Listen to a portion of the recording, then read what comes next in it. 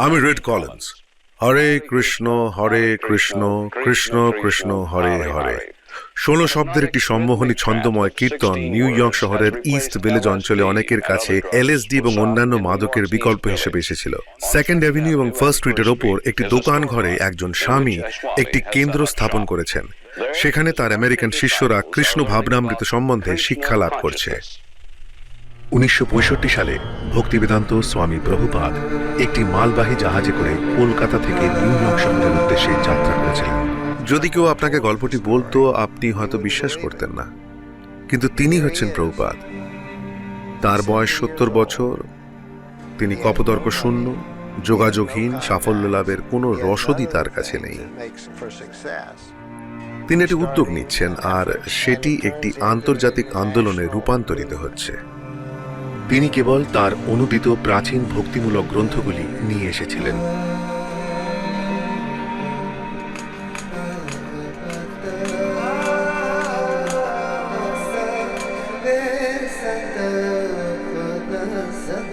আমার প্রধান উদ্দেশ্য হল জড় সভ্যতার বিরুদ্ধে একটি আন্দোলন গড়ে তুলতে চাই।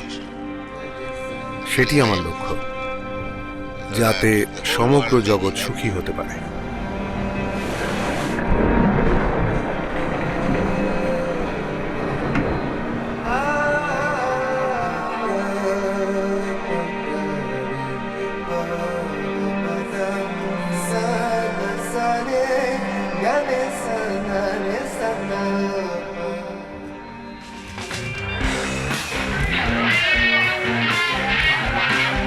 শ্রীল প্রভুপাদ আমেরিকায় পৌঁছলেন এক চরম অস্থিরতার মুহূর্তে। আমরা আমেরিকাকে এটি বলি যে সংবিধানের প্রতি বিশ্বস্ত হতে। প্রত্যেকেই প্রশ্ন করছিল, সকলেই উন্নত একটি জীবনের অনুসন্ধান করছিল। মানুষ আসছিল, কেউ টিকে ছিল, কেউ হাল ছেড়ে দিচ্ছিল। টিমোথি লিয়ারি এসেছিল মাদকের হুজুগ নিয়ে, কিন্তু তা যথেষ্ট ছিল না। আমরা বিকল্প একটি বাস্তবতা চেয়েছিলাম যা মাদকের দ্বারা প্রভাবিত ছিল না। হঠাৎ প্রাচ্য থেকে এই নতুন শক্তি আসছিল। মানুষের দৃষ্টি ভারতের প্রতি নিবদ্ধ হতে থাকলো। আমাদের মধ্যে একটা বোধ ছিল যে প্রবীণ মানুষেরা বিশেষ কিছু জানতেন। সত্যগুণ ছিল তাদের সহজাত এবং তারা ছিলেন বিজ্ঞ। প্রভুপাদ ঠিক সেই ঐতিহাসিক মুহূর্তে এখানে এসে পৌঁছেছিলেন। একেবারে সঠিক সময় তিনি অবতীর্ণ হয়েছিলেন। তিনি ছিলেন এমনই কৌতূহল উদ্দীপক। আমি বলতে চাইছি যে তাকে দেখাটাই বিস্ময়কর। ওয়াও! তিনি এমন একজন ব্যক্তিত্ব ছিলেন যিনি এক বিশেষ আনন্দ অনুভব করতেন, যার উচ্চ সম্বন্ধে অন্যদের কোনো ধারণাই ছিল না বা সেখানে প্রবেশও ছিল না, আর তাই তারা আকৃষ্ট হয়েছিল। তিনি বললেন যে বিপথগামী সভ্যতায় এক বিপ্লব বহন করে আনাই হল এই আন্দোলনের প্রধান উদ্দেশ্য। প্রভুপাদ তার পূর্বসূরীদের দ্বারা উপস্থাপিত মহান সংস্কৃতি ও মহান শিক্ষাকেই বহন করে এনেছিলেন।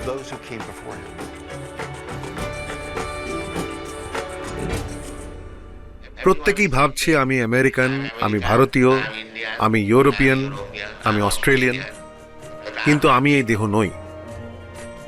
আমি হলাম আত্মা। যদি আমি দেখি যে এই ব্যক্তিটি একটি আত্মা, আমার মতোই দেহের মধ্যে আবদ্ধ হয়ে কষ্ট পাচ্ছে, তাহলে সেই মুহূর্তে আমরা এক পরিবারভুক্ত। তাই তোমাকে ভালোবাসার একটা কারণ রয়েছে, সেটি গভীর বিষয়বস্তু। তিনি আমাদের জড় জাগতিক জীবনকে সরাসরি অভিযুক্ত করেছিলেন, আর সেটি আমাদের সবার মধ্যে অনেকেই আশা নিয়ে শুনতে চেয়েছিলাম। আমাদের প্রধান উদ্দেশ্য হলো সকলকে সুখী করা, সবাই যেন সুখী থাকে। আমরা অন্যকে শোষণ করে নিজেরা সুখ ভোগ করতে চাই না। না, আমরা শুধু চাই সকলকেই সুখী দেখতে, কিন্তু তারা জানে না যে কেমন ভাবে সুখী হতে হয়।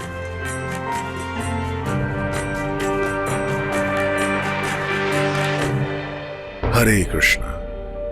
মন্ত্র, আন্দোলন এবং স্বামী, যিনি এই সবকিছু আরম্ভ করেছিলেন। নিউ ইয়র্ক শহর, 1965।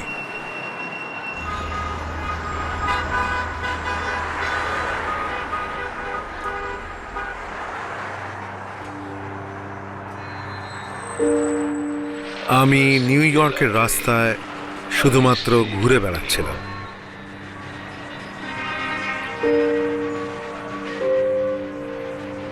আর ফিফথ অ্যাভিনিউ দেখছিলাম। বন্ধুহীন, অর্থহীন অবস্থায়, ঠিক যেন একটা ভবঘুরের মতো।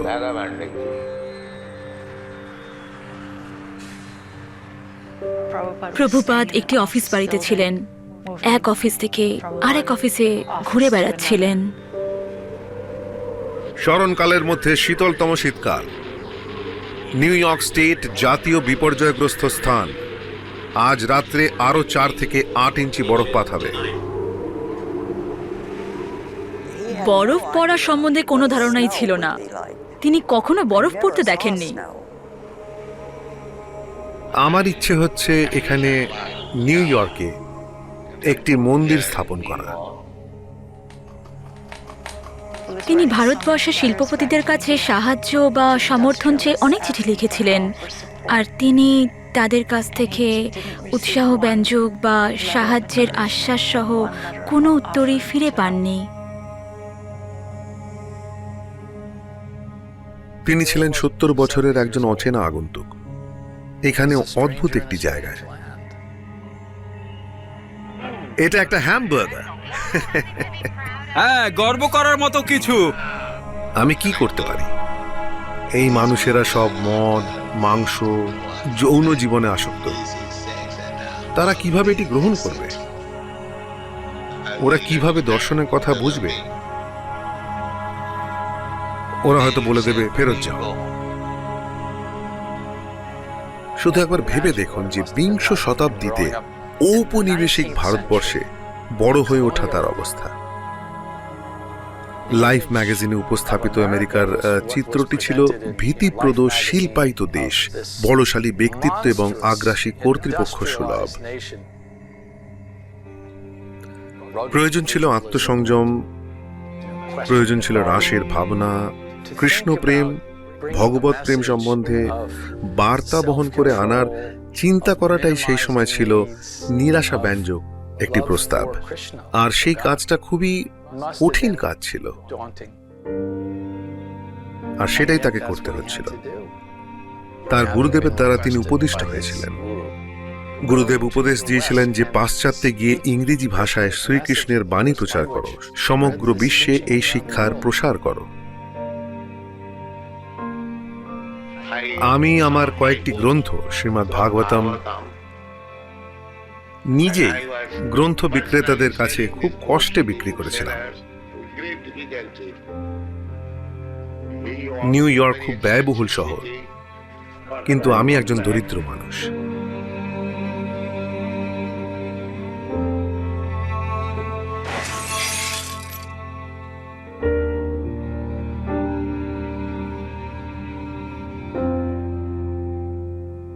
প্রায় সবকিছুই, আমার গ্রন্থাবলী, টাইপরাইটার, টেপ রেকর্ডার, সবকিছু চুরি হয়ে গিয়েছিল।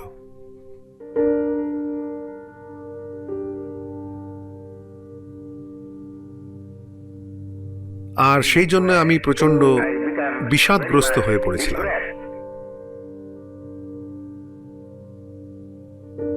আর জাহাজ কোম্পানির কাছে গিয়ে ভারতবর্ষে ফিরে যাওয়ার পরবর্তী জাহাজ সম্বন্ধে খোঁজ নিচ্ছিলাম। তিনি 2-3 বার এটা করেছিলেন।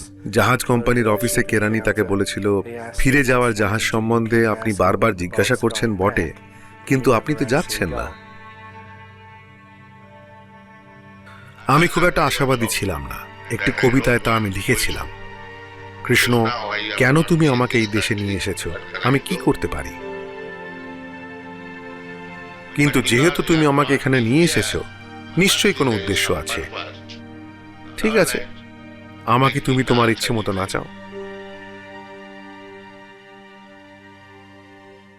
সাধারণত স্বামী, যোগী, বৌদ্ধ শিক্ষকরা সকলেই বর্ধেশ্বর শহর এলাকাতে গিয়ে থাকতো এবং ধনী ব্যক্তিদের সাহায্য ও আর্থিক সহায়তা লাভ করত। যেমন কৃষ্ণমূর্তি আপার ইস্ট স্ট্যান্ডে চমৎকার একটি অ্যাপার্টমেন্টে থাকতো, যেখানে ফ্রান্সের ঘরানার আদপে তৈরি আসবাবপত্রে সজ্জিত বৈঠকখানা ছিল। আর এখানে স্বামী ভক্তিবেদান্ত কলকাতার অনুন্নত জায়গার মতো হিপি অধ্যুষিত নানা ধরনের মাদকাসক্ত ও বিকৃত জীবনযাত্রায় অভ্যস্ত অস্বাভাবিক মানুষদের এলাকায় বসবাস করছিলেন। তাই মনে হয়েছিল যে তিনি প্রকৃতপক্ষে নিকৃষ্ট একটি স্থানে ঠিক জায়গা মতো কোনো এক ধরনের ছন্দ এবং আলোচ্যটা বহন করে আনছিলেন, যেখানে তার একান্ত প্রয়োজন ছিল। ঠিক হিপি নয়, বরং আমি ছিলাম একজন অনুসন্ধানী, আধ্যাত্মিক অনুসন্ধানী, কেননা আমার লম্বা চুল ছিল না এবং আমি কোনো আন্দোলনের সঙ্গে নিজেকে যুক্ত করিনি। কিন্তু আমার ভিতরে এমন একটা কিছু ছিল যা অন্য কিছুর অনুসন্ধান করছিল।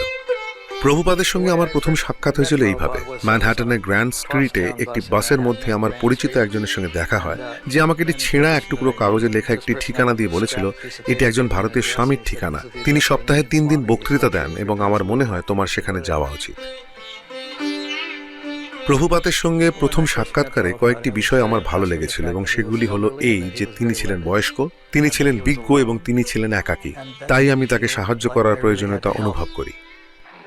আমি রাস্তায় ঘুরে বেড়াচ্ছিলাম এবং কয়েকটি ছেলে আমাকে দেখেছিল এবং ক্রমান্বয়ে তারা আমার কাছে আসে।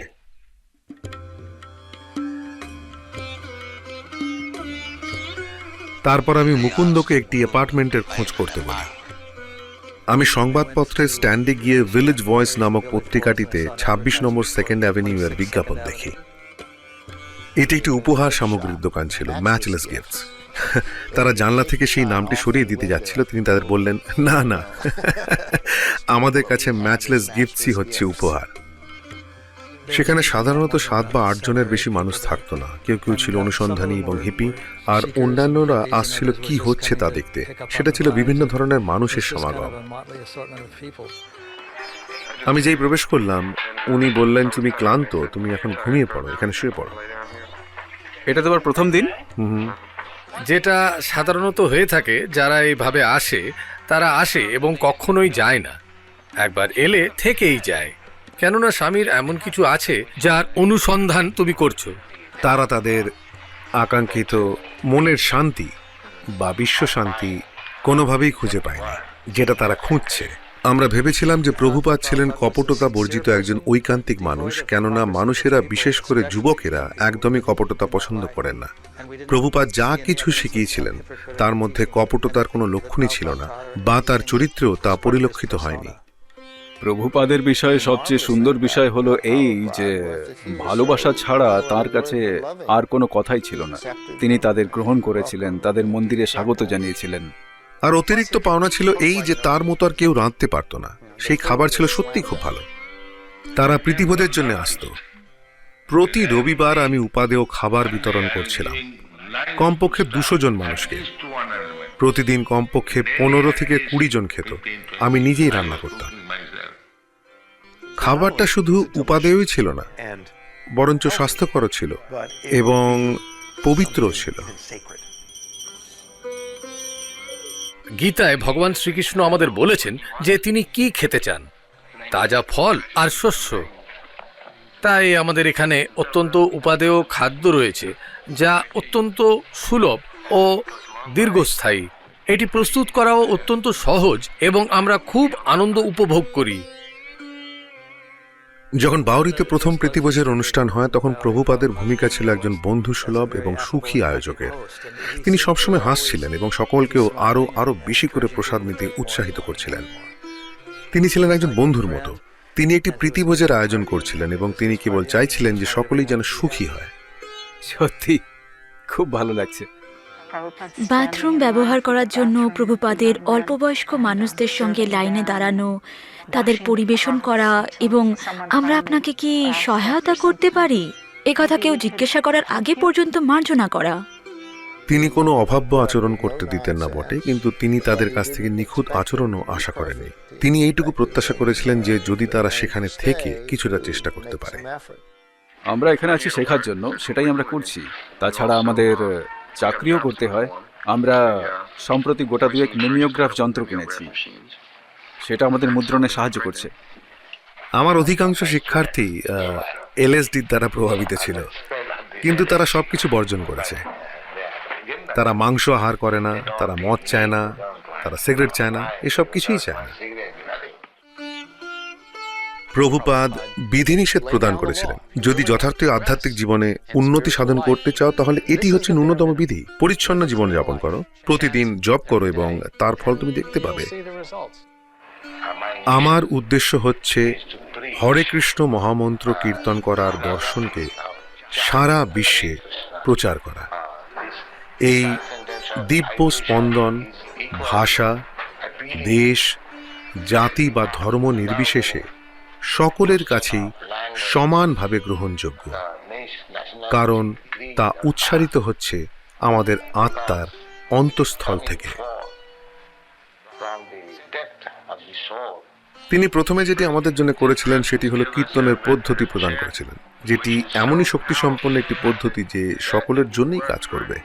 আমি যদি রেমন রেমন রেমন বলে ধ্যান করতে থাকি তা কখনোই এরকম হবে না, কারণ কৃষ্ণ শব্দটি ভগবান স্বয়ং। আপনি গাইছেন, আপনি নাচছেন, আপনার মন সর্বতভাবে ভগবানের চিন্তায় বিভোর। তাছাড়া আর কি হতে পারে? যে কোনো ধরনের যোগের পন্থায় সেটি হলো অন্তিম লক্ষ্য। যে কেউ হরে কৃষ্ণ কীর্তন করে, তুমি কি সম্পূর্ণ মন্ত্রটা বলতে পারবে? হরে কৃষ্ণ কৃষ্ণ কৃষ্ণ হরে হরে, হরে রাম রাম রাম হরে হরে।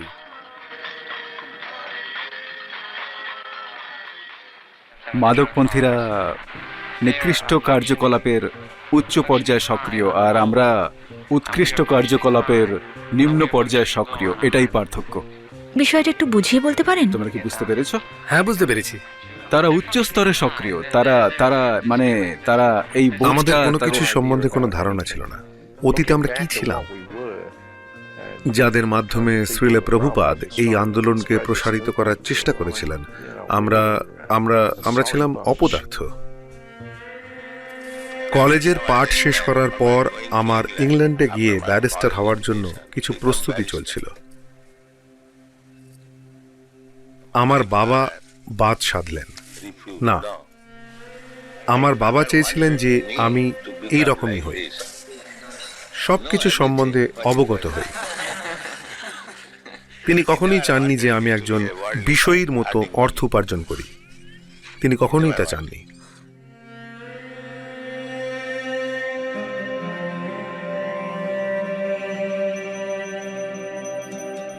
আমরা ঘুমোচ্ছিলাম আর বাবা আরতি করছিলেন, ডিং ডিং ডিং ডিং।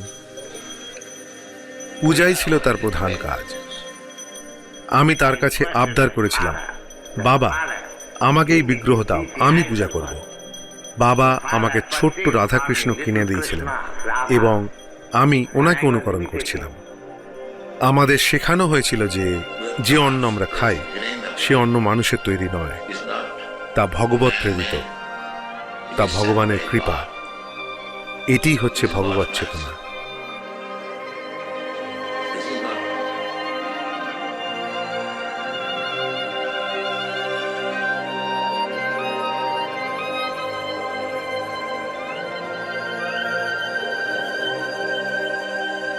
ঐতিহাসিকভাবে ভারতবর্ষ এমন একটি স্থান যেখানে ভগবানের ইচ্ছার সঙ্গে সামঞ্জস্য রেখে জীবনযাপন করাটাই ছিল স্বাভাবিক ব্যাপার। এটি ছিল সংস্কৃতি যেখানে সবকিছুই শ্রীকৃষ্ণের প্রতি ভক্তির উদ্দেশ্যেই সাধিত হতো।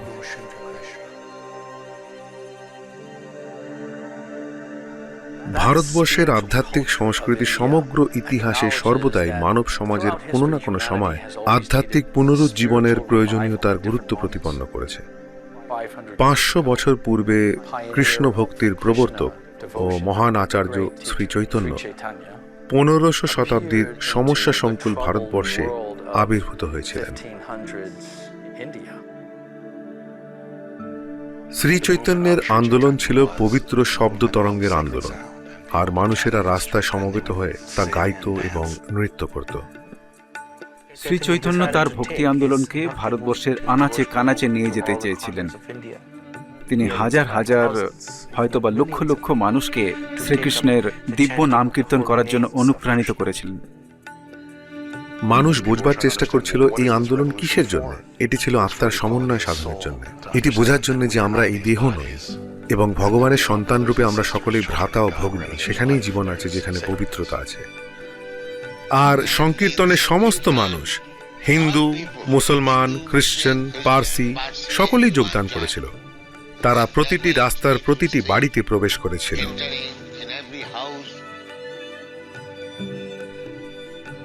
শ্রীচৈতন্য মহাপ্রভু বলেননি যে কেবল কৃষ্ণের নামই সংকীর্তন করতে হবে। যদি তোমার আরাধ্য কোনো ভগবান থাকেন আর যদি তার নাম ও ঠিকানা তোমার জানা থাকে, তাহলে তুমি তার কীর্তন করতে পারো।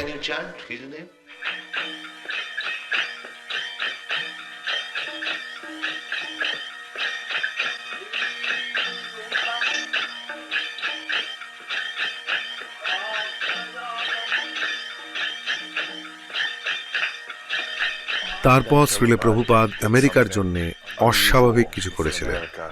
তিনি স্থির করেছিলেন যে কীর্তন এবং বাদ্য ও নৃত্যকে উন্মুক্ত রাস্তায় নিয়ে যাওয়ার সময় হয়েছে, যা শ্রী চৈতন্য মহাপ্রভু 500 বছর পূর্বে করেছিলেন।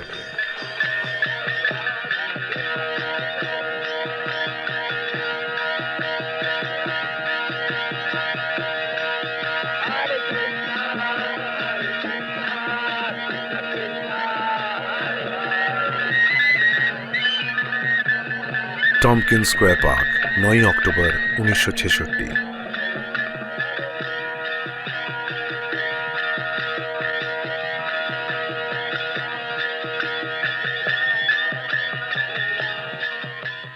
তারা তার মতো এরকম কিছু আগে কখনো দেখেনি। তার মতো অসাধারণ কাউকে তারা পূর্বে প্রত্যক্ষ করেইনি। তাকে দেখে মনে হচ্ছিল নক্ষত্র মণ্ডলের প্রধানমন্ত্রী।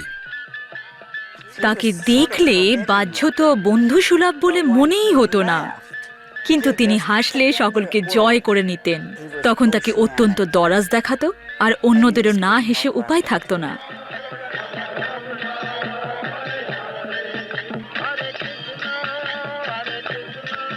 তার যথার্থ কোনো মৃদঙ্গ বা বাদ্যযন্ত্রও ছিল না।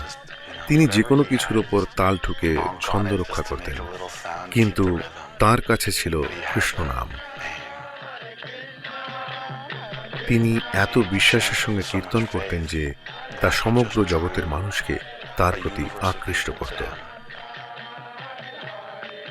প্রথমে আমি করতালের আওয়াজ শুনেছিলাম এবং আমি সেই আওয়াজকে অনুসরণ করতে শুরু করেছিলাম এবং শেষ পর্যন্ত আওয়াজের উৎসে পৌঁছেছিলাম, যেখানে তারা কীর্তন করছিল, আর আমি বিষয়াবিষ্ট হয়ে গিয়েছিলাম। এটি অসাধারণ। এর অর্থ হলো এই যে আমাকে মন্ত্র লাভ করার জন্য ভারতবর্ষে যেতে হবে না। এখানেই এই সমস্ত আনন্দোচ্ছল সাধুরা আমাকে বিনা খরচায় মন্ত্র এনে দিচ্ছে। ভগবান শ্রীকৃষ্ণের নাম সংকীর্তন করা ভারতবর্ষের এক প্রাচীন ঐতিহ্য। যখন আমরা গভীর আধ্যাত্মিকতার সঙ্গে বারবার কীর্তন করার ফলে স্বয়ং কৃষ্ণের সান্নিধ্যে পৌঁছানো যায়। তিনি বুঝতে পেরেছিলেন যে হরে কৃষ্ণ কীর্তন যদি জগৎ সভায় উপস্থিত হতো, তাহলে তার কি ফল হতে পারত। তারা যদি এই দিব্য শব্দ তরঙ্গ রূপ কীর্তনকে অবলম্বন করে, তাদের মন মার্জিত হবে এবং তারা তাদের প্রকৃত স্বরূপ দর্শন করতে পারবে। এটি ছিল সমাজের সামগ্রিক চেতনার এক পরিমার্জন, যা সব রকমের বিস্ময়কর পরিবর্তনের প্রকাশ ঘটাতে পারে।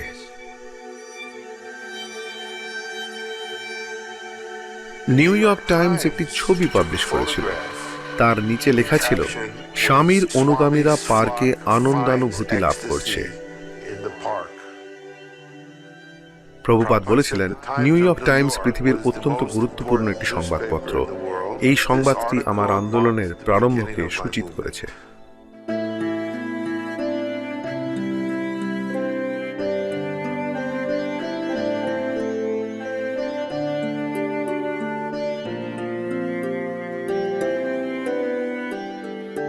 তিনি আমাকে আমার জীবন সম্বন্ধে জিজ্ঞাসা করেছিলেন, আর আমি তাকে বলেছিলাম যে আমি সমগ্র ইউরোপ ভ্রমণ করেছি।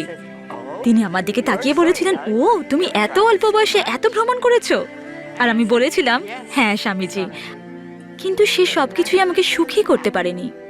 আর তিনি সুন্দর হাসিতে উদ্ভাসিত হয়ে বলেছিলেন, ওই হ্যাঁ, এটাই সবচেয়ে প্রয়োজন। আমি অত্যন্ত আনন্দিত যে কৃষ্ণ সুন্দর সুন্দর সমস্ত ছেলে মেয়েদের আমাকে সাহায্য করার জন্য পাঠিয়েছেন। আমি হিপিদের দোষ দিই না, তারা বর্তমান শিক্ষা ব্যবস্থার প্রতি বীতশ্রদ্ধ। তারা উন্নত কিছু সন্ধান করছে, আধ্যাত্মিক।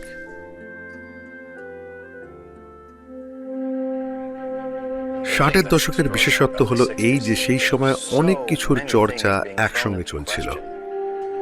পৃথিবী একটি নাছোড়বান্দা জায়গা এবং আমরা গ্রহটির বিনাশ সাধন করছি, আমরা একে অপরকে ধ্বংস করছি। এর অন্য কিছু একটা সমাধান চাই। একজন যুবক হিসেবে শ্রীল প্রভুপাদ তারই অনুসন্ধান করছিলেন। তিনি ছিলেন গান্ধীবাদী। আমি গান্ধীর একজন অনুগামী ছিলাম। 1920 সালে আমি অসহযোগ আন্দোলনে যোগদান করেছিলাম। প্রভুপাদ গান্ধীর আন্দোলনের প্রতি আকৃষ্ট হয়েছিলেন, কেননা সেই প্রতিবাদ ছিল অহিংসামূলক, অসহনীয় পরিস্থিতির বিরুদ্ধে প্রতিবাদ করার সময়। কিন্তু তিনি যখন তার গুরুদেবের সাক্ষাৎ লাভ করেন, তখন ঘটনা এক নতুন মোড় নেয়, আর তিনি জানতে পারেন যে আরেক ধরনের আন্দোলন চলছে যা অনেক বেশি গুরুত্বপূর্ণ, এক উচ্চতর উদ্দেশ্য, আধ্যাত্মিক উদ্দেশ্য, রাজনৈতিক উদ্দেশ্য নয়।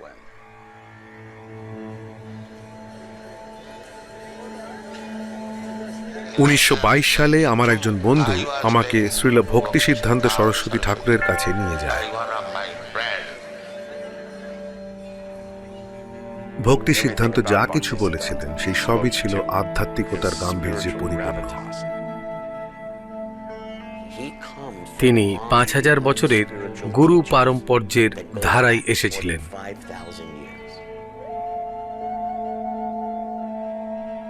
ভক্তি সিদ্ধান্ত সরস্বতীর সার্বিক বার্তা ছিল যে তুমি আত্মা,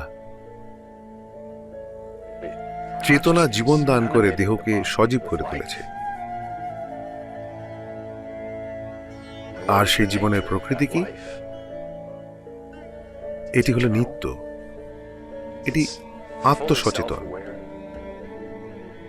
সর্বসুখী এবং আনন্দোচ্ছল।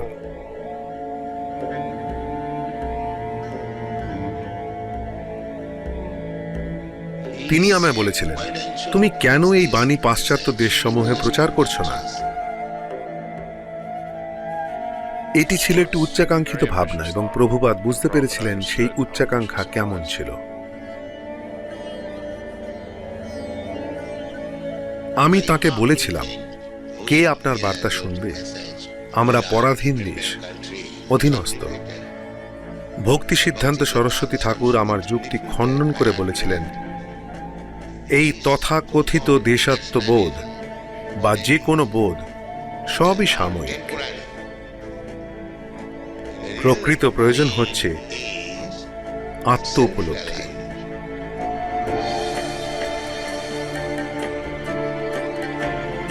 সেটি ছিল একটি বিশ্বজনীন বার্তা, আর তা অবশিষ্ট বিশ্বের কাছে বিতরণ করা উচিত।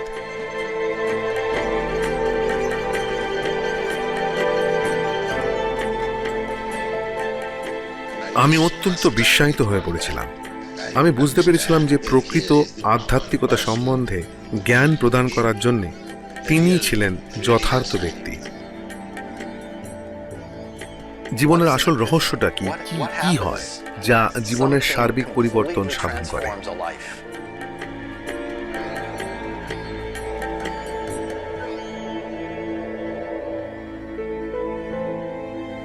আমি সেই মুহূর্তেই যোগদান করতাম, কিন্তু আমি বিবাহিত ছিলাম। অনেক দায়িত্ব ছিল আমার উপর, সেটি অবিচার করা হতো। কিন্তু আমার হৃদয়ে আমি তাকে আমার গুরুদেব রূপে বরণ করে নিয়েছিলাম।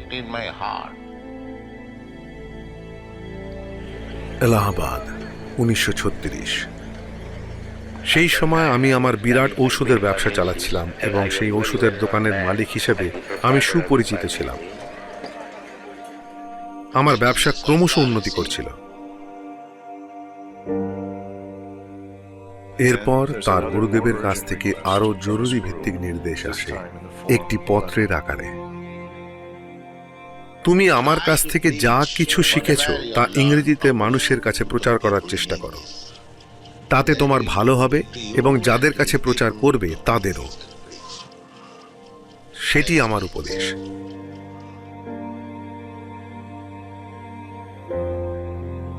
তারপর 1936 সালে তিনি অপ্রকট হন।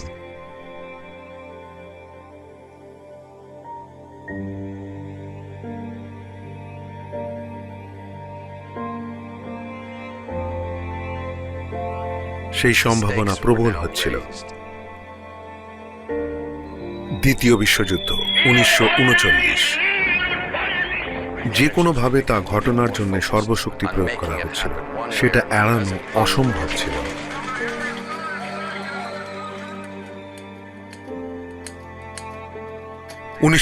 সালে শ্রীল ভক্তি সিদ্ধান্ত সরস্বতী ঠাকুরের আবির্ভাব তিথিতে আমি ব্যাক টু গডহেড পত্রিকা শুরু করি। যে প্রবন্ধগুলি তিনি লিখেছিলেন তাতে তিনি মানুষের লোভকেই দ্বিতীয় বিশ্বযুদ্ধের কারণ বলে ব্যাখ্যা করেছিলেন। কেমন করে আধ্যাত্মিক অজ্ঞানতায় মানুষ এবং দেশগুলির মধ্যে বিবাদের সৃষ্টি করছে।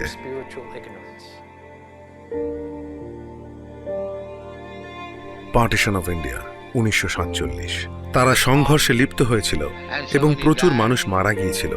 আর মৃত্যুর পর হিন্দু ও মুসলমানদের মধ্যে কোনোই পার্থক্য ছিল না। পৌরকর্মীরা সেই সব দেহগুলি কোথায় ফেলে দেওয়ার জন্য একত্রে স্তূপীকৃত করছিল।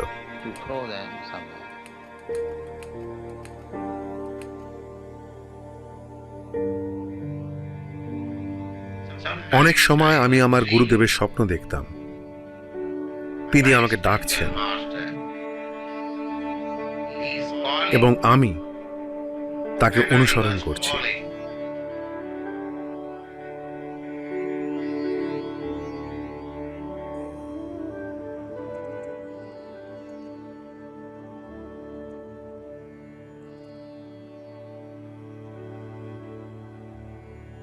অবশেষে তিনি সন্ন্যাস আশ্রম গ্রহণ করলেন।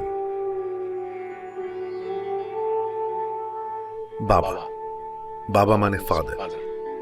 আমি তার পুত্র, তিনি আমার পিতা। আর আমি প্রভুপাদের শেষ সন্তান, সর্বকনিষ্ঠ ও সর্বশেষ। তিনি ছিলেন ব্যক্তিত্ব সম্পন্ন ও খুব সম্মানীয় ছিলেন।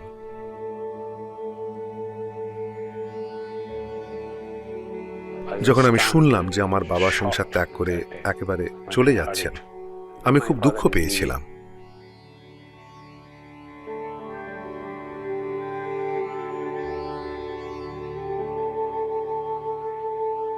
তিনি আমাকে ডেকে বললেন যে তোমার মাকে ও তোমার পরিবারের দেখাশোনা করো।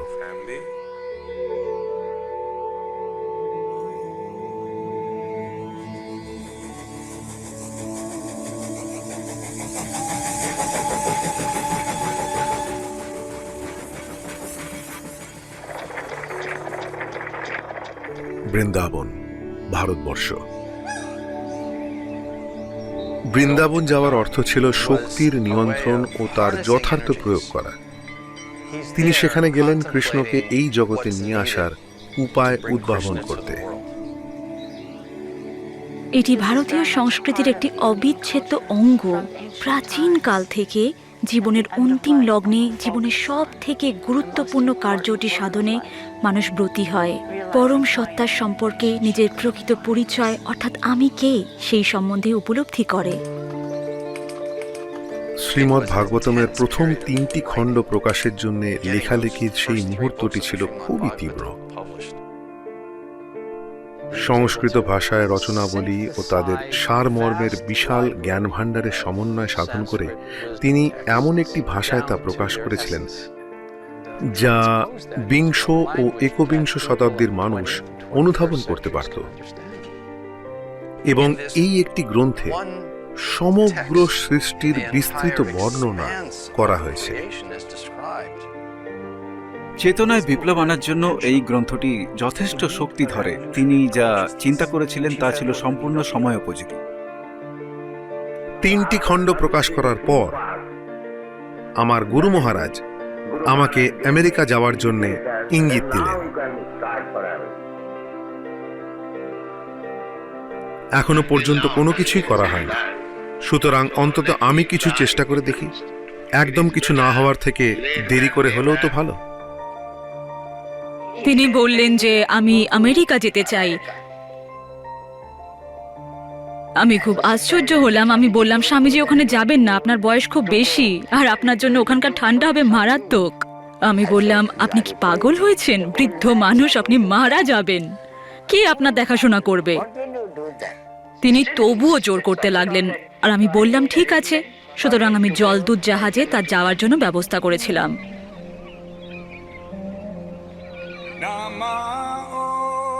আমরা কি স্বামী এসি ভক্তিবেদান্তের সঙ্গে কথা বলছি? হ্যালো স্বামীজি। হ্যাঁ, এই জীবনের পূর্ণতা কি? ও, নিজের প্রকৃত সত্তা সম্বন্ধে জানাই হচ্ছে এই জীবনের পূর্ণতা। আমি কি এখানেই শুনি? আমি কেন দুঃখ কষ্ট ভোগ করছি? এর কি কোনো সমাধান রয়েছে? সুতরাং নিজেকে জানা, হ্যাঁ, নিজেকে চেনা। হ্যাঁ, আপনি হরে কৃষ্ণ কীর্তন শুনেছেন? না, শোনান। Hare Krishna, Hare Krishna, Krishna Krishna, Hare Hare, Hare Rama, Hare Rama, Rama Rama, Hare Hare. আমরা অনেক প্রচার পাচ্ছিলাম। অ্যালেন কলম্যান এসেছিল এবং রেকর্ড করতে চেয়েছিল। আর একটা স্টেশন ছিল WBAI, বিকল্প রেডিও স্টেশন। আকর্ষণীয় আলোচনা এবং বিকল্প বাদ্যসঙ্গীতের সর্বোত্তম অনুষ্ঠান। এবং একদিন সে রাত্রি 10টা থেকে সকাল 6টা অবধি এক টানা রেকর্ডটি বাজিয়েছিল।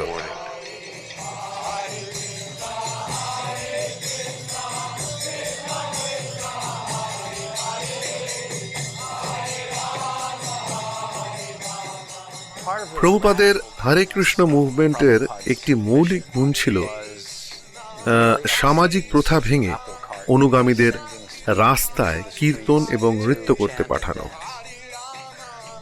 সেটি মানুষের স্বাভাবিক আচরণ বলে বিবেচিত হয় না, আর তা সত্ত্বেও এটি আকর্ষণ করছে, কারণ উদাসীন তো থাকা যায় না।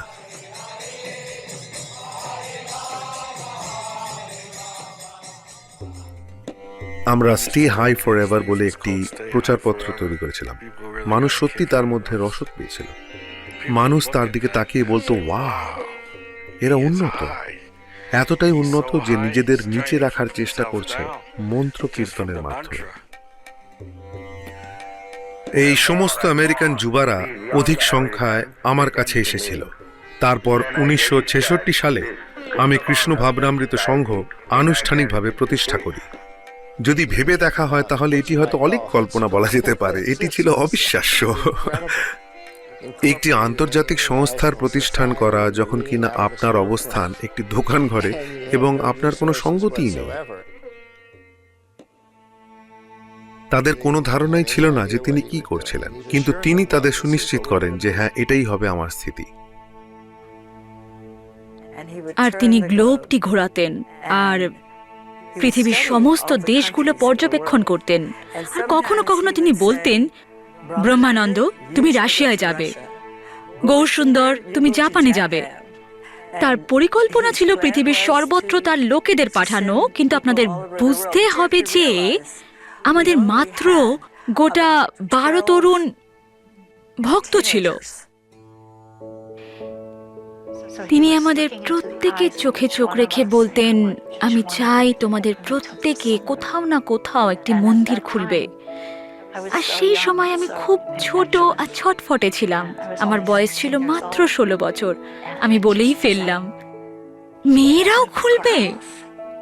প্রভুপাদ আমার দিকে তাকিয়ে বললেন, ছেলে এবং মেয়ের মধ্যে কোনো পার্থক্য নেই।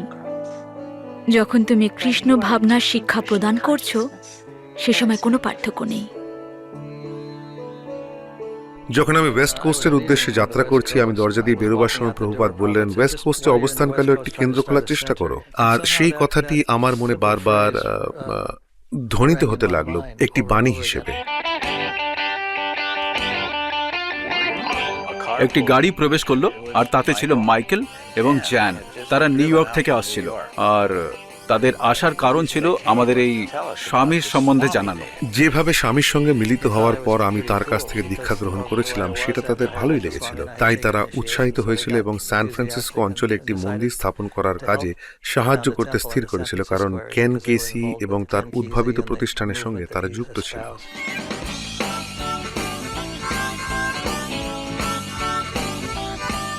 সেই দিনগুলিতে স্যান ফ্রান্সিসকো ছিল সাংস্কৃতিক পরিবর্তনের, যাকে আমরা এখন বলি হিপি আন্দোলন, তার মুখ্য কেন্দ্র।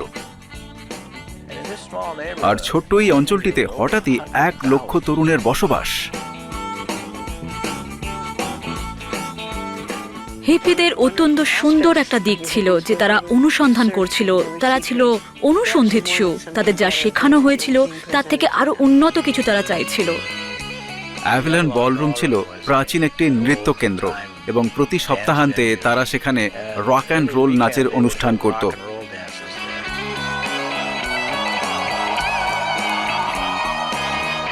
রক নৃত্য ছিল অসাধারণ। এগুলো ছিল কম ব্যয় সাপেক্ষ, আর শিল্পীরাও দারুণ ছিল, আর আমরা সকলেই একে অপরকে চিনতাম।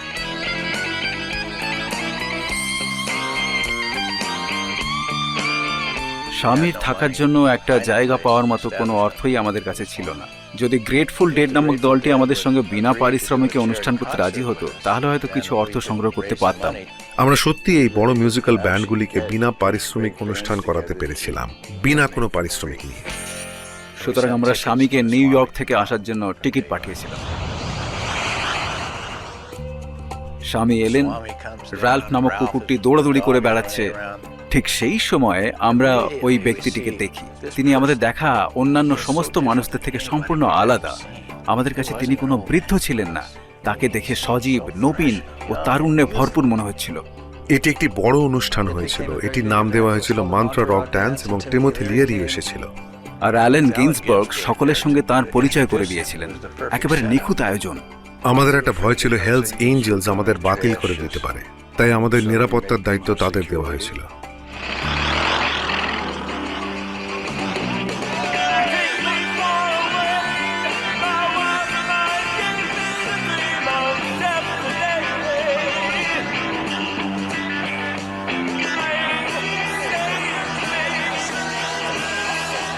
সেই সন্ধ্যার প্রধান অনুষ্ঠান ছিল প্রভুপাদের বক্তৃতা। তিনি এই বিশাল সমাবেশে বক্তৃতা দিয়েছিলেন, এবং যদিও এটি ছিল রবিবারের সন্ধ্যা, পুরো স্থানটি ছিল মানুষে পরিপূর্ণ। হরে কৃষ্ণ, হরে কৃষ্ণ, কৃষ্ণ কৃষ্ণ, হরে হরে। আমরা যদি ভক্তি সহকারে ও নিষ্ঠার সঙ্গে এই দিব্য শব্দ তরঙ্গের কীর্তন করি, সেটি হচ্ছে ধ্যানের ও যোগের সর্বোচ্চ পন্থা। আর তারপর সমস্ত দলগুলি মঞ্চে উঠে এসেছিল এবং এক স্বতঃস্ফূর্ত কীর্তন শুরু করে দিয়েছিল, যেন সমস্ত সভাগৃহে তড়িৎ প্রবাহ হচ্ছিল। প্রত্যেকেই তা অনুভব করছিল। আমি দেখতে পাচ্ছিলাম যে সেটি সত্যিই তার পছন্দ হয়েছিল।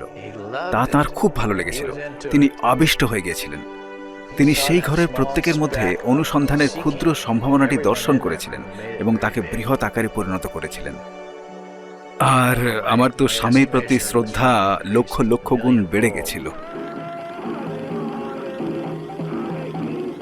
Hippie hill golden gate park, 1967।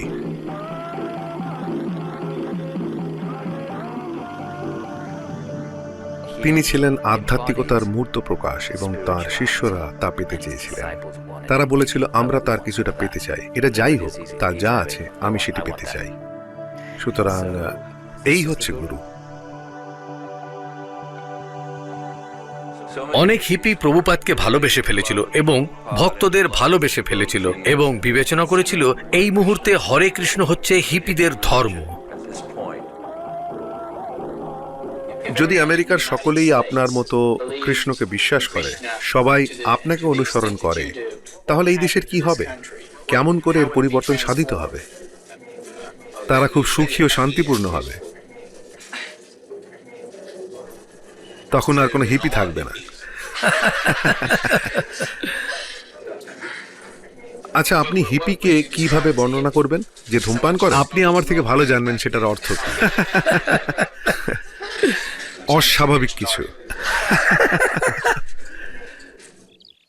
আর তিনি প্রতিদিন আমার সঙ্গে বসতেন, সকালে এবং সন্ধ্যায়, কৃষ্ণের সম্বন্ধে এবং দর্শনের বিষয়ে আমাদের বলতেন।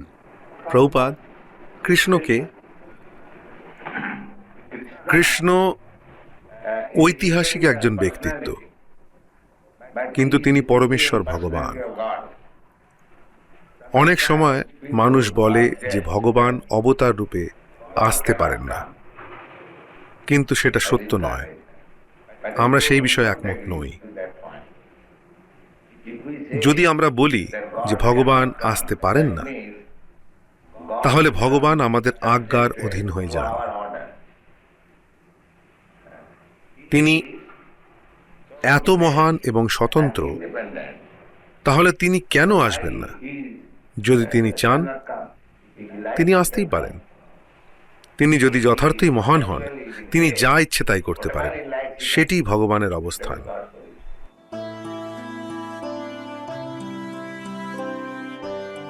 সেখানে আমাদের জীবন ছিল অত্যন্ত সুন্দর, সত্যি সুন্দর। তার থেকে ভালো কিছু হতেই পারে না। যতটা ভালো হওয়া যায়, এটা ছিল ততটাই ভালো।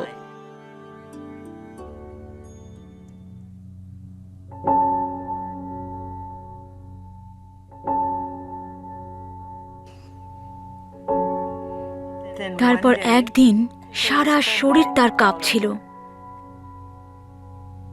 স্বামীজির হার্ট অ্যাটাক হলো। সবকিছু দেখে শুনে মনে হলো তিনি এই জগৎ ছেড়েই চলে যাচ্ছেন। আর তাই ভক্তরা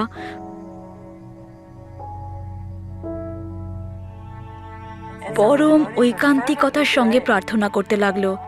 সারা রাত ধরে সান ফ্রান্সিসকোয়, সারা রাত্রি ধরে নিউ ইয়র্কে আমরা কৃষ্ণের কাছে প্রার্থনা করছিলাম, দয়া করে ওকে নিয়ে যাবেন না।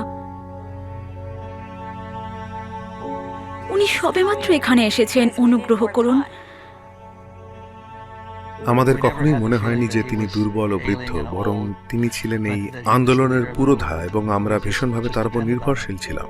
তাকে ছাড়া আমাদের জীবন কেমন হতো তা আমরা কল্পনাও করতে পারতাম না। আমার হার্ট খুবই দুর্বল ছিল, স্বাস্থ্য ক্ষণভঙ্গুর। আমি খুব অসুস্থ ছিলাম। আমি ধরেই নিয়েছিলাম যে আমি আর বাঁচব না। সুতরাং বৃন্দাবনে ফিরে যাই এবং সেখানে মৃত্যুবরণ করি।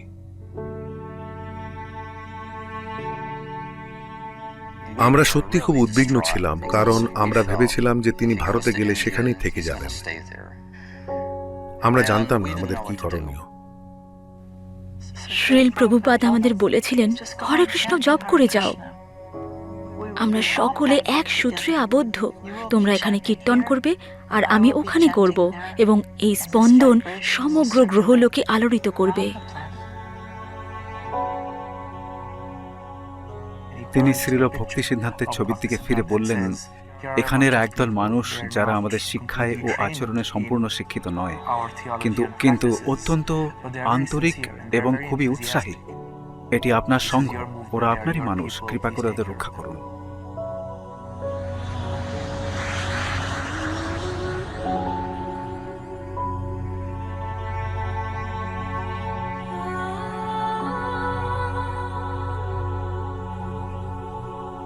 আমরা দিশেহারা হয়ে পড়েছিলাম। তিনি যে আর ফেরত আসবেন না, সেই ধারণাটিকে আমরা মেনে নিতে পারছিলাম না।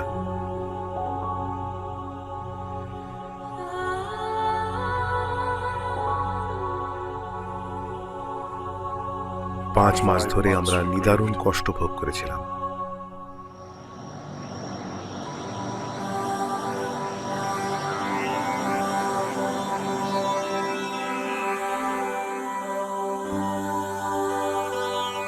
তারপর আমরা খবর পেলাম যে প্রভুপাদ অনেকটা ভালো হয়ে উঠেছেন।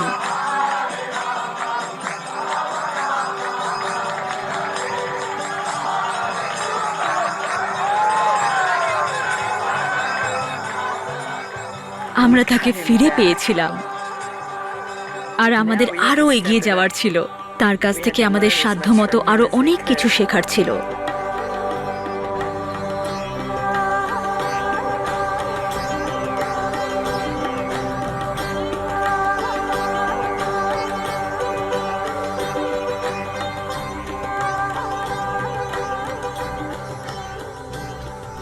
প্রথম থেকেই আমাদের লক্ষ্য ছিল প্রভুপাদের জন্য সত্যি বড় কিছু একটা করি, আর 1968 সালে বিটলদের থেকে বড় আর কিছুই ছিল না।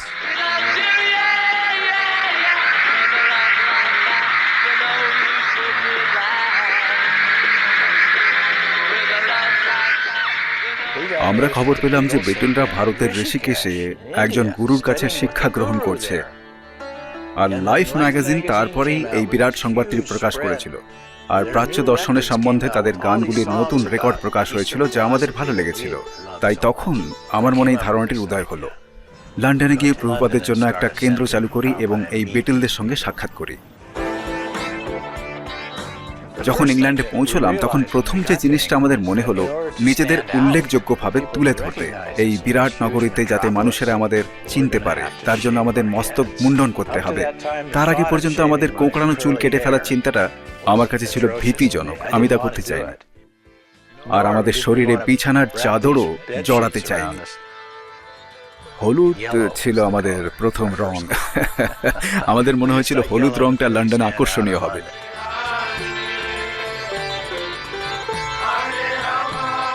আমরা আমাদের নাম দিয়েছিলাম Radha Krishna temple, the rock group.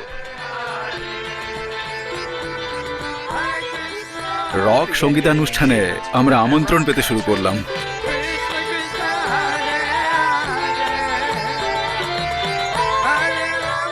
আমরা প্রায় প্রতিদিনই অ্যাপেল অফিসগুলিতে গিয়ে সেখানকার কর্মচারীদের প্রত্যেককে খাবার এবং বই দিতাম। আমাদের জানা ছিল না যে জর্জ হ্যারিসন স্বামীর কৃষ্ণ কনসেসনাস নামে রেকর্ডটি সংগ্রহ করেছিলেন। পরে সে আমাকে বলেছিল যে প্রায় প্রতিদিনই সে সেটা শুনতো। বিটল জীবনের মাধ্যমে আমার অনেক রকমের অভিজ্ঞতা হয়েছিল, অনেক মানুষের সঙ্গে সাক্ষাৎ হয়েছিল, কিন্তু আমি উপলব্ধি করেছিলাম যে প্রকৃতপক্ষে আর কোনো কিছুই আমাকে সেভাবে নাড়া দিচ্ছে না। আমি আরও কিছু চেয়েছিলাম। আমার মনে আছে যে এমন কারোর সঙ্গে সাক্ষাৎ করার চিন্তা করতাম যে আমাকে যথার্থই প্রভাবিত করবে। সে রেকর্ডে স্বামীর ভূমিকাটি মুখস্থ করে ফেলেছিল। সে তার প্রতিটি শব্দই জানত। চিন্ময় আত্মারূপে আমরা সকলেই প্রকৃতপক্ষে কৃষ্ণ ভাবনাময় জীব, কিন্তু অনাদিকাল থেকে জড়ের সঙ্গে সংস্পর্শের ফলে আমাদের চেতনা এখন কলুষিত হয়ে পড়েছে। জীবনের এই স্তরে আমরা সকলেই জড়া প্রকৃতিকে শোষণ করছি, কিন্তু তার ফলে আমরা আরো বেশি করে জটিলতায় জড়িয়ে পড়ছি। একদিন অ্যাপেল রেকর্ডস অফিসে গেছি, আর জর্জ হ্যারিসনও তখন সেখানে ছিল। সে আমাকে একদম পেছনে কিছু লোকের সঙ্গে বসে থাকতে দেখেছিল। সে দরজা খুলে সমস্ত লোকের মধ্যে দিয়ে হেঁটে সোজা আমার কাছে এসে বলেছিল, তোমরা কোথায় ছিলে? আমি তোমাদের সঙ্গে সাক্ষাৎ করার জন্য অপেক্ষা করে আছি। কোভেন্ট গার্ডেনের যে বাড়িতে আমরা ছিলাম, জর্জ সেখানে আমাদের সঙ্গে দেখা করতে এসেছিল। সেই হরে কৃষ্ণ মন্ত্রে এতটাই মুগ্ধ হয়েছিল যে তৎক্ষণাৎ বলেছিল, চলো একটা রেকর্ড বানানো যাক। সুতরাং আমরা সবাই অ্যাবে রোড স্টুডিও গিয়েছিলাম, সেই রেকর্ডটি করেছিলাম, হরে কৃষ্ণ মন্ত্র। আমাদের মধ্যে কেউই এর আগে এরকম কিছু করেনি। পল ম্যাকার্টনি সেখানে ছিল এবং সে বাদ্য সংযোজনে সহায়তা করেছিল, এবং জর্জ আমাদের সঙ্গে বাজিয়েছিল। তার একটা ছোট হারমোনিয়াম ছিল, বসে বাজানোর জন্য পুষ্পাঙ্কিত একটি হারমোনিয়াম। আর সেখানে উপস্থিত সমস্ত অ্যাপেল কর্মচারীরা সমবেত সেই সঙ্গীত পরিবেশনে অংশগ্রহণ করেছিল।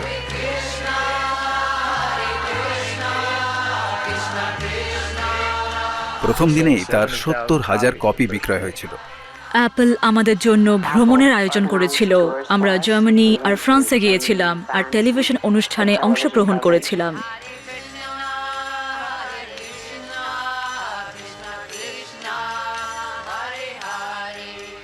সানডে টাইমস পত্রিকা আমাদের নিয়ে একটা প্রতিবেদন প্রকাশ করতে চেয়েছিল, আর আমরা কৃষ্ণ ভাবনা লন্ডনকে চমৎকৃত করেছে শীর্ষক সংবাদটি প্রভুপাদকে পাঠাতে পেরেছিলাম।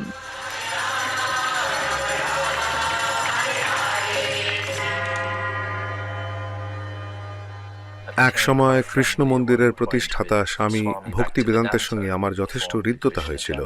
তারা আমাকে ফোন করে বলতো, মন্দিরে এসো, স্বামী এখানেই আছেন এবং তিনি তোমাকে দেখলে খুব খুশি হবেন। আর আমি চরম অস্বস্তিতে পড়তাম এবং ভাবতাম, আমি কি করে মন্দিরে যাব যখন আমার জীবনযাপন এই রকম। কিন্তু তারপর আমি যেতাম, আর সেখান থেকে ফিরে আসার সময় সবসময় ভাবতাম, হে প্রভু, আপনাকে ধন্যবাদ।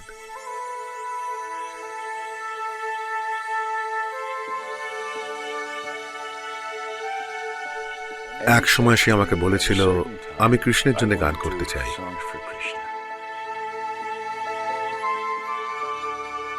আমরা অ্যাপেলের মঞ্চে গেলে সে বলল, এই গানটি।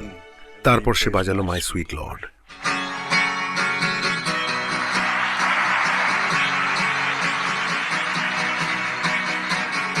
হরে কৃষ্ণ।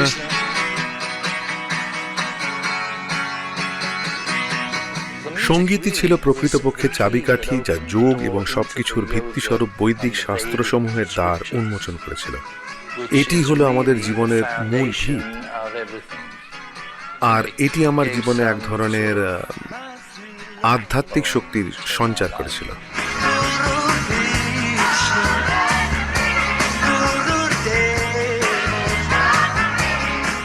কৃষ্ণ বলেছিলেন যে এমন কোনো সময় ছিল না যখন আমরা ছিলাম না, এবং কোনো সময় আসবে না যখন আমরা থাকব না। কেবল যার পরিবর্তন হয় তা হল দেহ।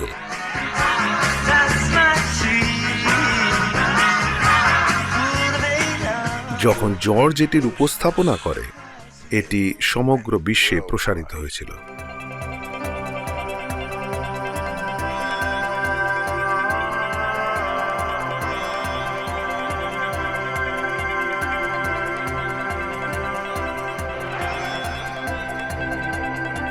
জীবন ছিল এক ধরনের রোমাঞ্চকর অভিজ্ঞতা। তিনি আমাকে ফোন করতেন আর বলতেন, আমরা প্যারিস, বম্বে, সিডনি এবং এইমাত্র আরেকটা নাইরোবি থেকে আমন্ত্রণ পেয়েছি। কোথায় তোমার মনে হয় আমাদের যাওয়া উচিত? তখন আমি শিখে গেছি যে অনুন্নত জায়গাটির নামই করতে হবে। প্রভুপাদ, আমার মনে হয় আমাদের নাইরোবি যাওয়া উচিত। আমিও সেই কথাই ভাবছিলাম। তিনি সর্বদা সেখানেই যেতে চাইতেন যেখানে উন্নতির হার ন্যূনতম, যেখানে তিনি সবচেয়ে বেশি অবদান রাখতে পারতেন।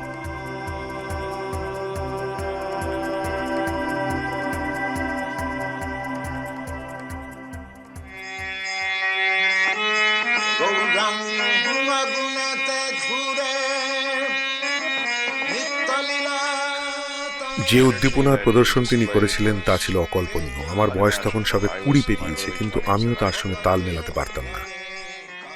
তারপর 60-এর দশকের শেষের দিকে এবং 70-এর প্রারম্ভে ইসকনের বিস্ফোরণ ঘটেছিল। মানুষ দলে দলে যোগদান করছিল। তিনি তার পত্রের মাধ্যমে সবকিছু পরিচালিত করতেন।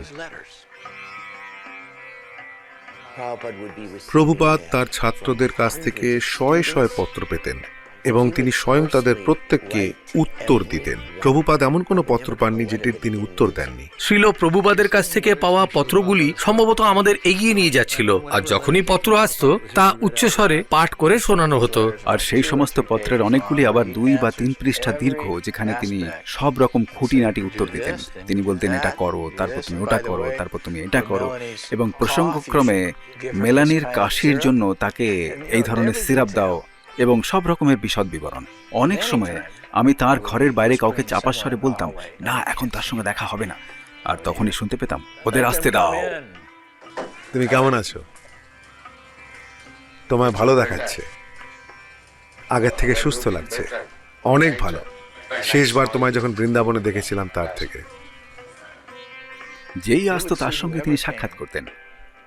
সকলের জন্যই প্রভুপাদের সময় ছিল।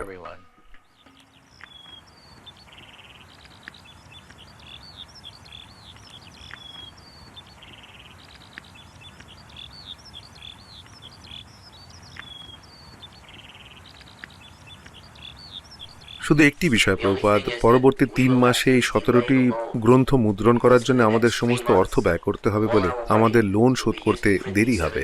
সর্বপ্রথমে গ্রন্থ, তারপর লোন। আমরা মুদ্রণ আটকে রাখতে পারি না, সেটা কখনোই সম্ভব নয়।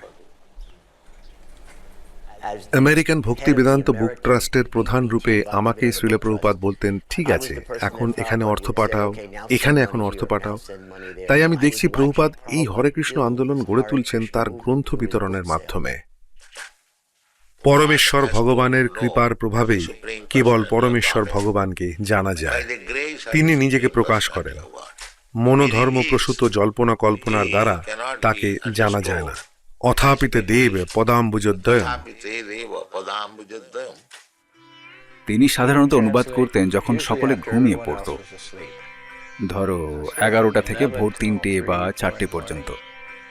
আপনারা অনুমান করতে পারছেন যে তার ওই বয়সে অত গ্রন্থ অনুবাদ করা, গীতা, শ্রীমদ্ ভাগবতম, যা এক বিশাল কার্য, 18,000 শ্লোকের অনুবাদ করা, তাদের প্রত্যেকটির জন্য ভাষা রচনা করা, সেগুলির তীব্রতা ও গুরুত্ব এবং করুণা যা প্রকাশ পেয়েছে প্রত্যেকটি বাক্যের মধ্যে।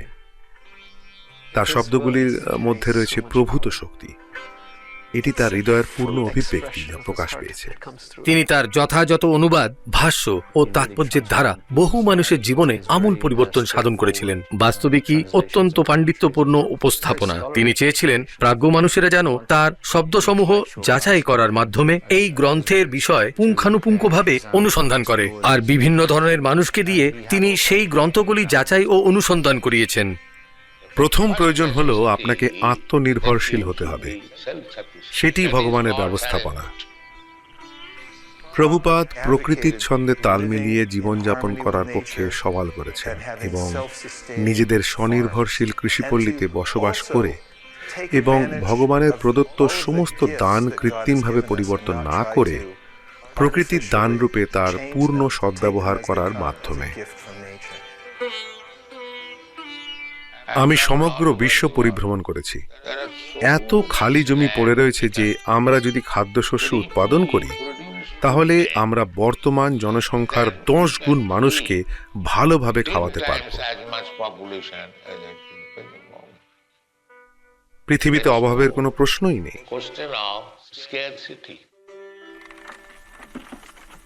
তিনি সরল জীবনযাপন এবং উচ্চ ধ্যান ধারণার মান নির্ধারণ করেছিলেন এবং দেখিয়েছিলেন যে যদি তোমার 1 একর জমি থাকে এবং তা সুন্দরভাবে রক্ষণাবেক্ষণ করা হয় এবং পশুপালন, বিশেষত গোরক্ষা করা হয়, তাহলে স্বনির্ভরশীল হওয়া যাবে এবং তার ফলে সবকিছুই ভালো হবে।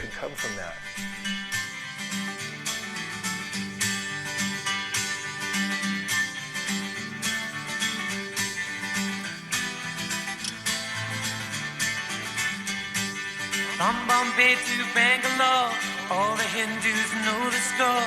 If you wanna live some more, Hare Hare Hare. হরে কৃষ্ণ ছিল একটা বৈচিত্র্যময় পরম্পরার ধারা, যা অত্যন্ত দ্রুত বিকাশ লাভ করছিল বলেই মনে হচ্ছিল। You'll get karma anyhow.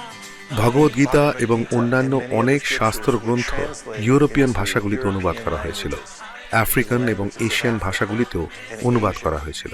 যেখানেই মানুষ গিয়েছে সেখানেই হরে কৃষ্ণরা ছিল। বিমানবন্দরে কমেডিয়ানরা হরে কৃষ্ণদের নিয়ে সব সময় মজাদার সমস্ত কথা বলছিল। আজ সন্ধ্যায় প্রথম শ্রেণীতে বিনস এবং ব্রকলি পরিবেশন করা হবে। আর আপনি চ্যান্টিং করবেন না করবেন না? হ্যাঁ, করব। কৃষ্ণ একটি গৃহস্থালী শব্দে পরিণত হয়েছিল এবং সাংস্কৃতিক দৃশ্যপটের অঙ্গ হয়ে উঠেছিল। এই যে তুমি ব্যঞ্জবাদক, আমার একটু সাহায্য করতে পারবে? আমি একেবারে দিশাহীন হয়ে পড়েছি। তুমি কি হরে কৃষ্ণ প্রয়োগ করে দেখেছো? না। পুনর্জন্ম প্রসঙ্গে আমার একটা প্রশ্ন আছে। আমি কি অন্য কারোর শরীরে প্রবেশ করব, নাকি আমি একটা বড় হরিণ বা অন্য কিছু রূপে জন্মাবো? আমাদের গ্রন্থ নিয়ে পড়ো, বারবার পড়ো, আর এই বিষয়ে চিন্তা করো না।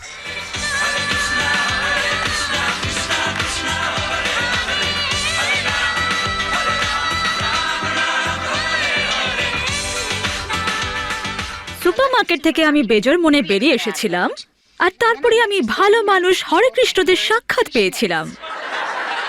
তারা আমাকে গান শুনিয়েছিল, আমাকে কিছু খেতে দিয়েছিল, আর আমার ওটুকু দরকার ছিল। আমাকে যদি ডিনার বানাতে না হতো তাহলে আমি ওদের গাড়িতেই উঠে বসতাম।